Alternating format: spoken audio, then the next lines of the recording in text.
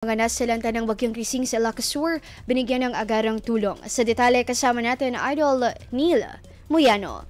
104.7 IFM Report!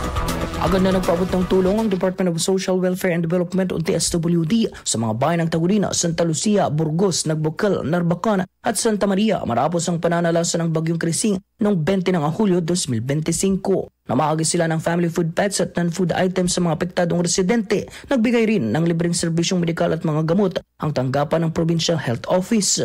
Bukod dito, pinansyal na tulong naman ang ibigay sa pamilya ng isang nasawi sa munisipalidad ng Banayoyo dahil sa naturang bagyo. Patuloy ang pagtutulungan upang matulungan ang mga nasalanta sa muling pagbangon. Kasama mo mula rito sa IFM News Tugupan, ito si Idol Neil Muyano, Tadak IFM. IFM News. IFM News. IFM News.